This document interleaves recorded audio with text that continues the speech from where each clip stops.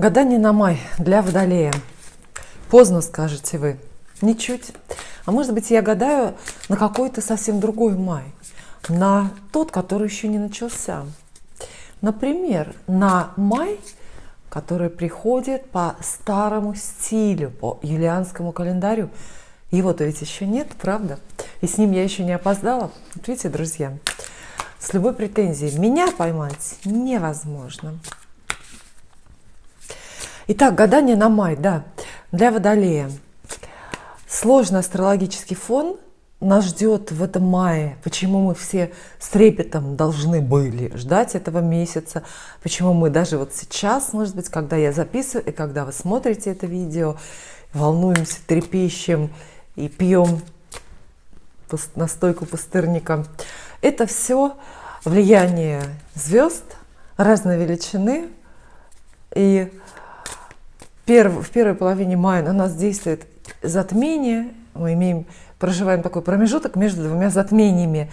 Между солнечным 30 апреля оно было и лунным 16 мая. И вот это вот время продолжительностью в 2 недели, опасное, спорное, странное, ну какое угодно. Кстати, я буду вам очень признательна, я думаю, вообще все зрители канала будут признательны вам, если вы напишите, как для вас, вот какими конкретными событиями, новостями, решениями ознаменовались эти нынешние затмения. Потому что это время уже идет, и это все уже происходит в режиме реального времени. То есть мы не предполагаем сейчас, что затмения будут, как-то они скажутся, а они уже сейчас есть, и они уже сейчас для нас работают. Поэтому я прошу вас в комментарии, напишите, пожалуйста, вот со мной такого-то числа произошло то-то, то-то. Естественно, вы должны описывать, вернее, вы можете описать события, которые, вот как вам кажется, без затмений, без вот этого странного влияния Солнца, Луны не произошло. То есть это что-то такое, выбивающееся из общего ряда, из общего стройного ряда вашей такой спокойно благополучной жизни. Да, то есть до 16 мая, как минимум, напрямую мы переживаем влияние вот этого коридора затмений. Это странное время, когда самые даже незначительные происшествия являются знаками Вселенной. Это время перезагрузки для Вселенной. Это время, когда высшие силы подталкивают нас менять жизнь, куда-то перенаправлять взоры свои, менять окружение. Вообще, можно более детально остановиться. Все плохое к лучшему под затмениями. Вот это мое наблюдение, и это мое мнение. Так, например, если в первой половине мая вы поссорились с любимым человеком, вполне возможно, что это намек, звоночек, это знак, знамение от высших сил, что вам с этим человеком быть не надо, дальше все будет только хуже, обманы, интриги, расстройства, поэтому давайте расставайтесь с ним прямо сейчас. Такой вариант может быть.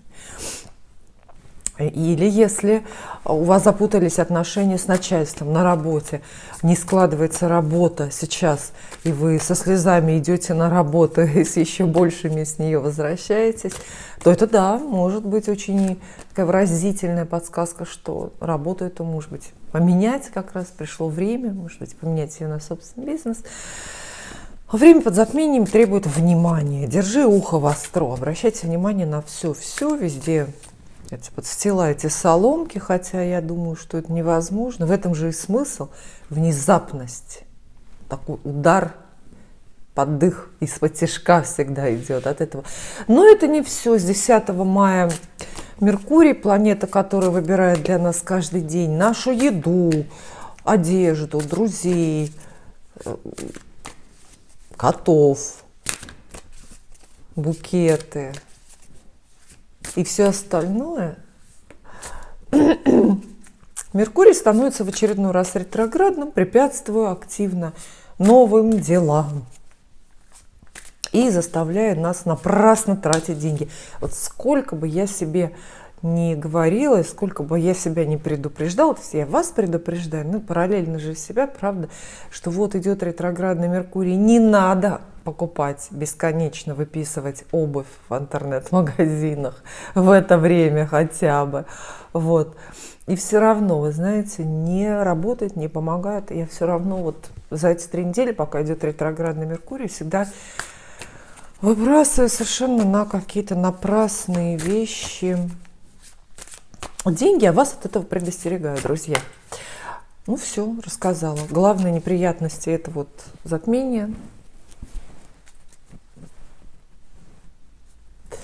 и ретроградный Меркурий. И теперь карты. Да, я же хотела озарить нас натуральным светом. Светом натуральной свечи. Она по виду вроде бы простая, хозяйственная, но мне ее один святой человек дал. Вот. Она вроде бы как имеет отношение к какой-то церкви. Здесь в Варне немного церквей, но они серьезные. Это либо памятники истории архитектуры, либо это какие-то такие вот молельные, популярные, известные места. Скажете, что я намеренно затягиваю вступление? Может быть, это и так. Потому что я вас настраиваю на гадание, я хочу, чтобы вы не просто так вот с налету, знаете, как лепили пельмени, так, руки об фартук вытерли и открыли это видео. Нет, вы должны настроиться, услышать пророчество о судьбе, чтобы гадание имело смысл, вот такие карты у нас, чтобы оно вот прям на вас подействовало, как-то проникло, ну и в итоге помогало жить или украсило как-то вашу жизнь. Надо все-таки на него настроиться. Вот для этого моя медитативная, неспешная беседа, может быть, немножко занудная для кого-то. Хотя можете это видео рассматривать как лекцию для сна, например. Что-то видео из категории АСМР. Да, мне кажется, тоже должно работать. Итак, 3 карты на работу. Водолею. Да, кстати, хотела вас попросить тоже в комментариях напишите. Вот на такие сложные астрологические времена, ну хотя бы на периоды ретро-Меркурия, есть ли у вас какие-то приемы? Вот свои личные, персональные. Может быть, вы давно пронаблюдали, чем для вас это оборачивается, и придумали, как этого избежать. Ну, то есть, вот напишите, пожалуйста, нам всем будет интересно. Это будет такой экскурс в коллективный водолейский разум. Водолеи — самые сообразительные люди во всем зодиаке. И к вам идут за советами, потому что вы только придумываете то, что никто не сможет. Может, вы вот придумали уже. Водолеи-то, может, давно придумали формулу, как его обходить, этот ретро-Меркурий, как избегать между струйками ходить под затмениями. А мы-то остальные все дураки, не знаем. Будем у вас учиться. Вот я вас прошу написать вашу тактику на сложные астрологические времена. Самые интересные версии я зачитаю, ну, чтобы все знали, в моей рубрике «Вопросы и ответы», которая, я надеюсь, скоро продолжится. 3 карты на работу. Работа, профессия, бизнес у Водолея. 1, 2 и 3. Ну что ж, карты очень хорошие, а самое главное, очень уместные. Преобладает масть жезлов, это как раз масть работы. Категории работа. Водолеям достаются 2 кубков. Любовная. Королева жезлов. Уверенная. И дайте-ка посчитаю. 9 жезлов. Это карта личной силы. Карта подвигов. 2 кубков говорит о некоем партнерстве, очень важном и взаимовыгодном, которое в работе, в профессии, в творчестве или в учебе, кстати, будет у Водолея, сложится у Водолея в мае. Водолеи – известные мастера на партнерство. Вы легче других действительно можете завязывать знакомства, сотрудничество, контакты.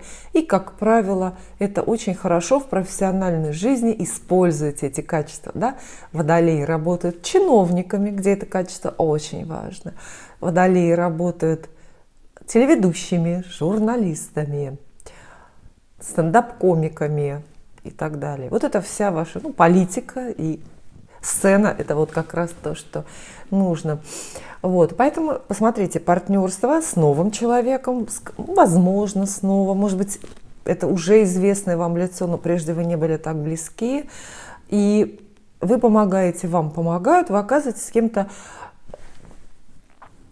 в паре и работаете как напарники, как-то синхронно ударяете по рукам, заключаете какую-то сделку, и, может быть, и дружите против кого-то, конечно, как это часто бывает, но это все равно не отменяет, двойка кубков обещает поддержку, совместные интересы, она советует обращаться за помощью и предлагать помощь, она говорит о том, что ни в коем случае вы со своими проблемами на работе профессиональными в одиночестве не останетесь, если позволите кому-то вам помочь. Двойка кубков все-таки еще, видите, она здесь как подписана любовь, это карта про любовь, поэтому не лишено романтики, вполне возможно, что это и служебный роман. Май очень романтический, но мы до этого еще дойдем. Королева жезлов, непосредственно карта про работу. Что она напрямую обещает с гарантией? Выписывает такой гарантийный талон. Новая работа. Если вы в мае хотите найти работу, то вот она к вам приходит. Рядом вот эта двойка кубков. Это значит, что на работу, на эту завидную должность вакансии позовут именно вас. То есть это персональное, вот, очень личное будет предложение, и позовет, скорее всего, человек знакомый, который нуждается в том, что именно вы рядом оказались, у него в заместителях или правой рукой, например, или левой, в конце концов. То есть эта карта крупные жезла обещают очень серьезные деловые начинания, от открытия собственного бизнеса до какой-то такой деятельной, активной и увлекательной командировки. Вместе карты говорят, что посредством одного человека, через появление, через приближение одного человека к вам, у вас заиграют, задвижутся дела на работе, в бизнесе и так далее. А девятка жезлов здесь прекрасна. Это карта личной силы, она советует подвиги. То есть на работе очень много будет у вас участков, где можно приложить свои силы. Как минимум, да, это и новая работа. Если, может быть, вот вы сейчас как бы застой, энтузиазм трудовой перекисает, то здесь у вас появляется новая работа, и вы можете засучить рукава и с большой силой, с большим упорством работать, чего-то достигать. Девятка жезлов советует ничего не бояться, себя не жалеть, расходовать на полную катушку свои ресурсы, весь свой потенциал, время, здоровье, жар души, потому что, это прям вот буквально для вас время профессиональных свершений. О чем бы ни шла речь, новая работа, хорошо. Работа, которая продолжается, она тоже продолжается. Продолжается. То есть нет места застоя, некогда отдохнуть. Закончится ли эта история, ваши старания прямо в мае карьерным ростом? Не знаю. Мы вам не обещали. Пока получается так, что надо поработать, чтобы заработать авторитет, чтобы вас заметило начальство, если вы на новой работе. И этот же прогноз, это же гадание работает для людей, которые учатся. То есть мы здесь учебу к работе приравниваем. Хотя с точки зрения, знаете, зодиака, вот этой всем известной схемы 12 домов, с точки зрения, да и карты, звезд, учеба и работа – это не одно и то же. Это все-таки энергетические процессы весьма-весьма разные. В таком общем гадании мы вот это все объединяем. То есть если вы учитесь, СМ, абзац выше. Дальше деньги. Как сложится у Водолея финансовая жизнь? Насколько вы будете довольны своим кошельком, сколько вы заработаете, переработаете. Раз, два, И 3. Смотрите, как звезды-то взялись за вас. Напрасно я вас затмениями, по-моему, пугала. Кого-то не напрасно, а вас напрасно. Про деньги вам с удовольствием расскажут 9 кубков. Роскошная. 10 кубков счастливая и карта колесница. Ну что ж, деньги текут рекой, валом валят, что называется. Карта колесницы, я бы с нее даже начала. Это старший аркан, и она описывает большие перемены, которые, как по волшебству, как по мановению волшебной палочки, случаются у вас в денежной жизни. Но это, знаете, такое, да, перемена. Может быть, у вас сейчас все хорошо, и вы как раз перемен не хотите. Для вас сейчас шаг вправо, шаг влево – это уже хуже, потому что у вас сейчас вот именно идеально. Не знаю, думаю, никому не нужно этих перемен бояться. Карта колесницы – это какой-то такой очевидный триумф. То есть это новости, события, это ваши какие-то поступки, поступки других людей, которые явно, наглядно очень демонстрируют, что вам везет. Вам везет, вы в каких-то денежных находитесь потоках, в денежном движении. Это денежный оборот. Кстати, вот для бизнесмена, я думаю, что колесница – это знак денежного оборота. Это большие прибыли, возможность очень прилично заработать, но это и большие траты. То есть круговорот денег в природе. Деньги делают вот такой вот большой круг и превращаются из чего-то во что-то, но работают на будущее в любом случае для вас. А еще колесница, безусловно, это транспортное средство, и карта это обещает дорогу. Дорога из-за денег, дорога за деньгами. В любом случае, очень везучая по судьбе, и очень вас увлечет. Но дальше вообще, знаете, мне кажется, это не нуждается в комментариях, долгих, по крайней мере. Это 9 и 10 кубков. Вот этой вот редкой парочкой, они здесь появились. Они подписаны, видите, роскошь, да, счастье. То есть это вот то, что... ради чего вы ходите на работу, ради чего вы эти деньги зарабатываете. Деньги, траты они обозначают. Вот, кстати, в меньшей степени это очень хорошие карты. Они говорят, что вы будете страшно счастливы своими деньгами, своей финансовой жизнью. И настолько счастливы, что не будете считать денег. То есть вместе карты описывают сцены какого-то заметного расточительства. Вы расточаете деньги. Это множественные покупки, причем не самых необходимых вещей. Это траты на других людей, на благотворительность, может быть, это подарки родственникам любой степени родства. Вот. То есть вы будете счастливы со своими деньгами. И очень-очень во многом повезет. Насколько вот в прикладном смысле карты могут отвечать да или нет на конкретные денежные вопросы, тут это спорно.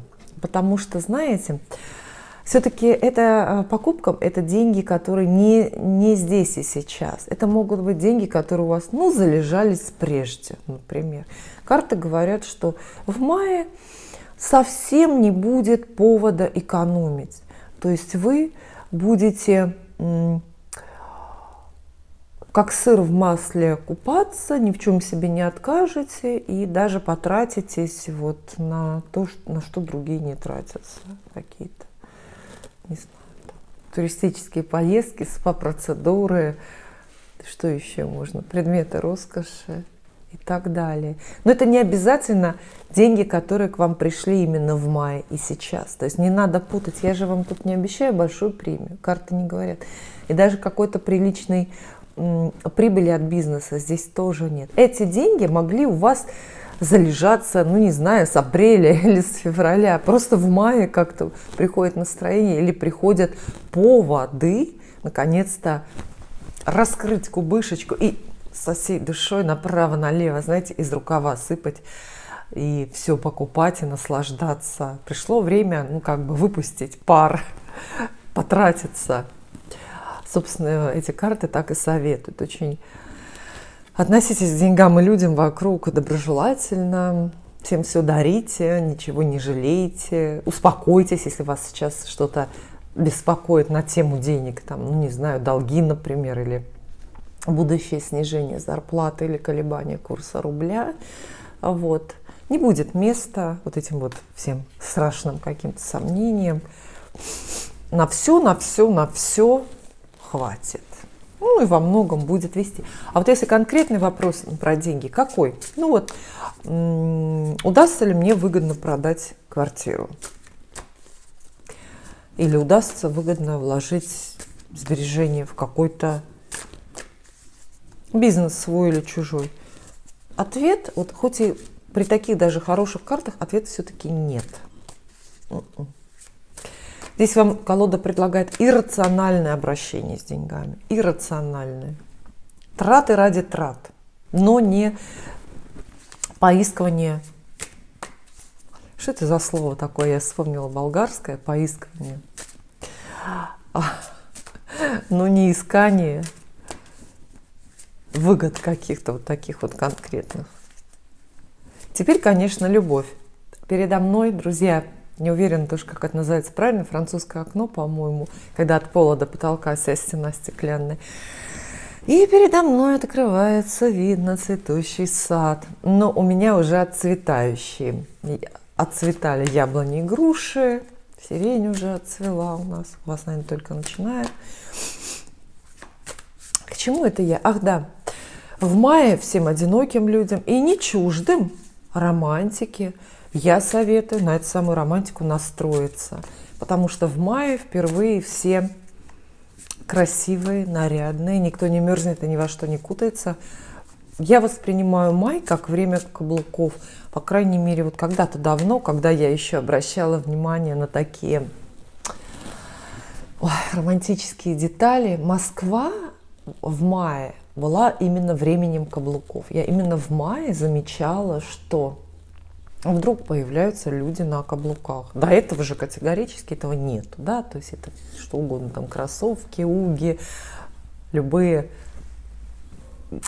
такая вот удобная обувь. А в мае вот начинается вот этот цокот каблуков. И мне кажется, вот это как раз приход весны, что ли, приход любви, приход романтики. Потому что вот, представьте хотя бы какой-то романтический эпизод, кино, не современное российское, а вот такое вот классическое, образцовое, какое-нибудь голливудское кино. Там, где режиссер, художники, по костюму, художник картины, вот они хотят показать такое по-настоящему романтическое знакомство героев, любовное, и чтобы оно впечатлило зрителей, потому что в конечном итоге хочется же кассовых сборов и Оскар получить. Вот как вы думаете? И вот они показывают, да, вот эту картинку, встречаются наши герои, мужчина и женщина, должны друг друга заметить где-то там на пересечении каких-то авеню. И вот как вы думаете, вот эти вот создатели картины обуют ли героиню в кроссовки, например? Нет. Понимаете, в голову такое не придет. Потому что если нам нагнетать атмосферу романтическую, если нужно, сделать все на 5, наша героиня обязательно будет на каблуках. И я советую вам, девушки, женщины, независимо от возраста и комплекции, независимо от предпочтений и вашей любви к удобству, давайте в мае дружно все переобуйтесь, пожалуйста. Это для тех, кто в поиске в активном, конечно. В мае переобуйтесь все в каблуки. Самые высокие, какие сможете себе позволить. И не благодарите, бесплатный совет пишите просто потом в комментариях, насколько быстро, насколько легко и как качественно это преобразовало вашу жизнь. Я думаю, что переобувание в каблуки сейчас вы сразу увидите, что станете заметнее для противоположного пола. В 1,5 раза точно. Это для всех гарантирую. Для многих это будет больше процент. Точно. Так вот, теперь 3 карты Навела я вас на правильные мысли? Раз, два, три. Про любовь Водолей им расскажет. Карты. Сила. Ну, она такая хитрая. Король кубков, тот самый романтический герой, ради которого переобувание это и планируется. А также паж жезлов. Очень неплохой набор, очень. По крайней мере, всех хочу заверить, всех, кто волнуется за продолжение или за внезапный конец любовной истории. Нет никакого краха, никакой случайной разлуки, измены, обмана, ничего страшного с вами не произойдет. Первая карта – сила. Интересует она нас. Почему? Вот применительно к любви особенно интересует. Потому что эта карта очень содержательна, она очень ресурсная. Это вот как, ну, знаете, как нагретая печка. Или как, что еще? Двигатель внутреннего сгорания, космическая ракета. То есть в этой карте очень много сконцентрировано энергии. И она сообщает такую же энергию всем вашим любовным историям, новым, длящимся, тем, которые где-то застоялись. Все будет с энергией, страстью, всего много. Это костер. И есть дрова для этого костра. Понимаете, о чем я говорю? То есть в любом сегменте своей жизни мы же переживаем времена, когда они такие худенькие, истощенные, когда ни сил, ни желаний, ни времени нету на, там, на эту самую любовь. Вот. А бывает время, когда вы хорошо выглядите, сердце у вас часто бьется, здоровье пышет, и гормоны активно вырабатываются, и вы ощущаете, ну, вот какой-то буквально потенциал к тому, чтобы влюбиться, сходить на свидание, влюбляться, ходить на свидание, может быть, там помолвку какую-то заключать или даже замуж выходить. Вот эта карта сила говорит о том, что в жизни Водолея в мае будет много страсти, костров. Она еще про многое говорит, но, наверное, мы здесь пока не будем, потому что не успеем. Уже очень много времени. Король кубков заслуживает отдельного разговора, потому что это романтический мужчина. Это самая подходящая карта, которая в этом месяце может для вас появиться.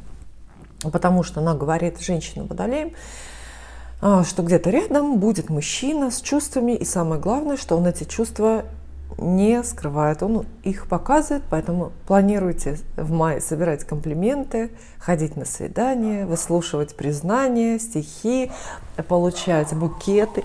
Вот видите, вот специально для вас вот этот вот букет, вот получать букеты и, ну и вообще вот это вот такой вот романтик, который прям боюсь представить, но может даже дверь в автомобиль перед вами открывает. Уж не знаю, есть такие сейчас герои или нет. Ну, во времена моей молодости были. Это очень смешно, но они были. Вот. Поэтому новое знакомство, конечно, одиноким водолейским сердцам тоже спешит. Кстати, король кубков – это же может быть прям буквально водный король, водный мужчина. Мужчина, который принадлежит водной стихии. Мужчина – рак, скорпион или рыбы. Небольшой экскурс астрологический. Идеально, вот прям вот так вот, вам подходят только соседи рыбы. Вот любой водолей с любыми рыбами, ну вот преобязательно сойдется, и все будет хорошо. Вот почти, ну там за редким исключением, если уж совсем гороскоп битый какой-то. Вот. А вот с другими водными знаками нужен подход. Нужен подход, не всегда просто. Вот, например, водолей и рак, да? Частая пара до ужаса, я очень часто встречаю вот в письмах, которые мне люди присылают на почту, это просто вот классика жанра. Водолей и рак тянет их друг к другу, наверное, такая разница, не хочется разобраться, да, совсем же другой человек перед тобой. Вот. Водолей и рак, пара может быть очень счастлива и надолго, но отношения очень нежные, трепетные.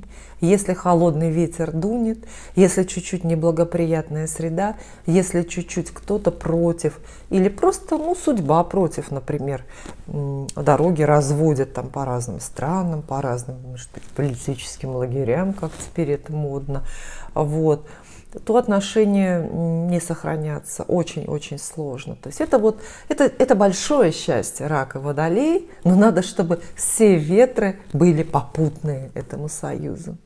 Если в лицо, то не выстоите.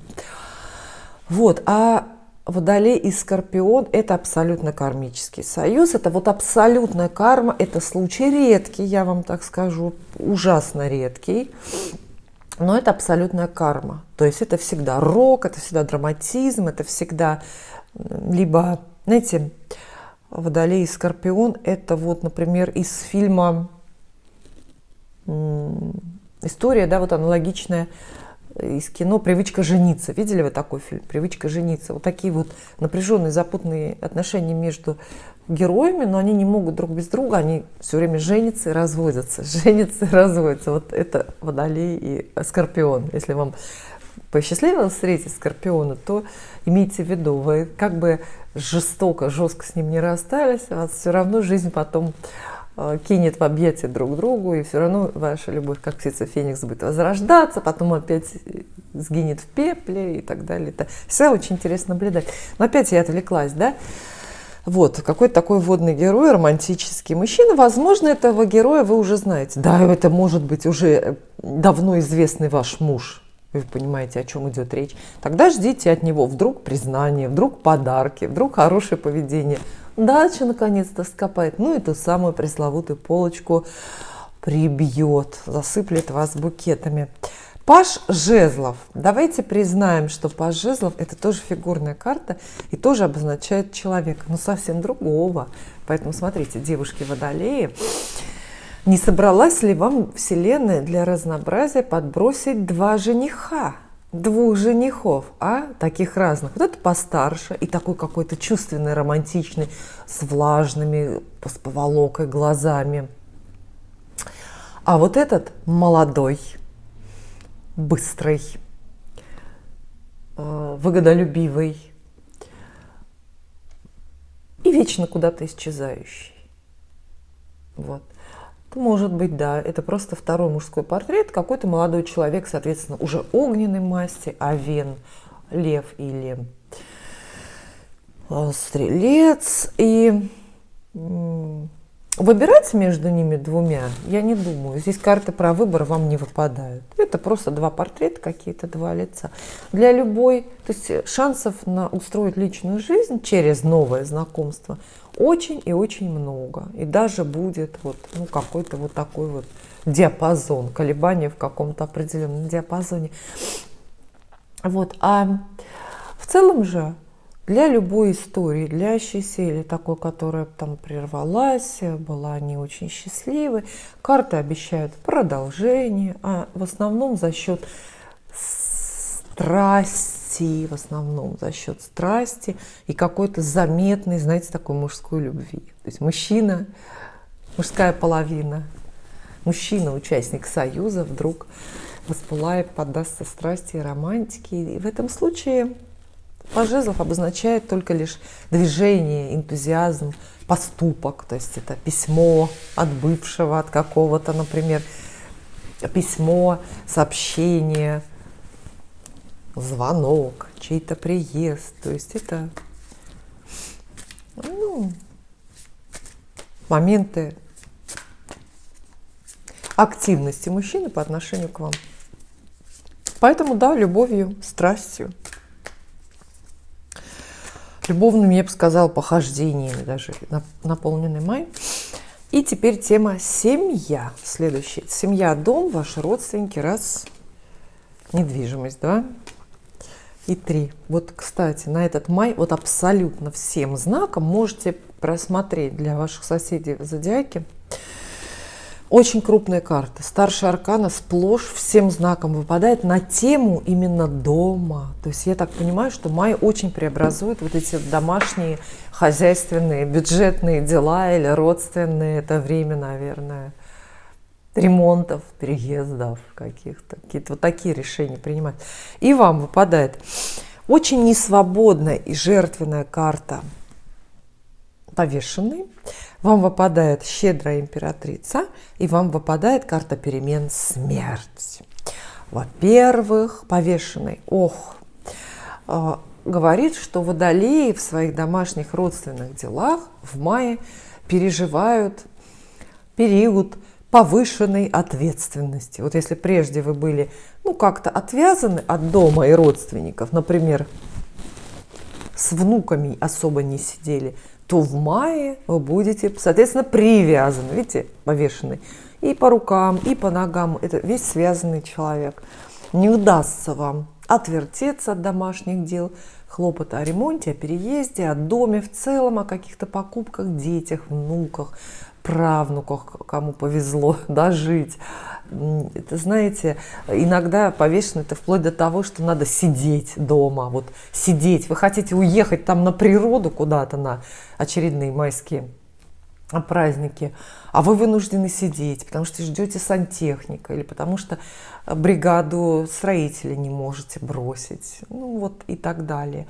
Карта вас советует вам вот эти вот семейные кресты не сбрасывать, потому что, вроде как время требует жертв от вас в пользу семьи. Жертвы могут быть и другие, не только временем вы жертвуете, деньгами. То есть это вынужденные крупные расходы на благо семьи. И слава богу, денег на эти расходы хватит, потому что рядом императрица, кстати, карта щедрости. Вместе вот эти две карты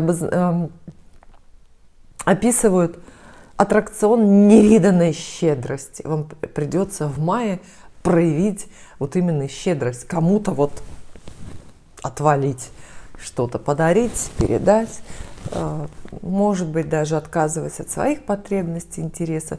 Кого-то из членов семьи, из родственников, может быть, не таких близких, может и близких, не знаю, так вот осчастливить. Это не траты вынужденные, о которых вы потом пожалеете, заплачете, но это именно вложения могут быть такие. И карта смерть – знак очень естественных перемен для вашего дома, для вашей семьи приходит. Максимум – это, собственно, смена самого дома, да, это переезд в другой дом или в другую квартиру. Минимум – это, какие-то расстановки иные ролевые в составе семьи. То есть с таким набором карт может существенно поменяться как сам дом, так и состав семьи. Кто-то может уехать достаточно надолго, а может быть навсегда. Выросший ребенок, это естественно и ожидаемо. Он вырос уже, такой отрезанный ломоть, и переезжает в собственную квартиру, которая, причем еще и не обязательно на вашем же континенте находится. Все серьезно, карты дают вам советы, конечно, максимальное внимание уделять домашним делам, ничего не пропускать и быть, конечно, щедрыми, не мелочиться, не разменивать миллион по рублю. То есть, если надо заплатить, платите сразу столько, сколько надо. Ничего в рассрочку не покупайте, не берите кредитов и сами никого не кредитуйте. Все должно быть, знаете, так по-взрослому, с размахом, осознанно, чтобы запомнилось. И одну карту из колоды Ленорман я достану Водолею. Одну карту. Настроение месяца. Что это за карта? Почему она перевернута? Карта эта называется коса. Вдруг неожиданно, при таком хорошем раскладе в Таро, видите, Ленорман говорит, что да вы знаете, не все так просто. Эта карта про хитрость. Она советует вам просто быть похитрее. Вас ждет очень благополучный май, на самом деле. Насыщенный вот вроде бы очень понятными и бесспорно хорошими вещами, удовольствиями, вашей щедрости, чьей-то щедрости по отношению к вам.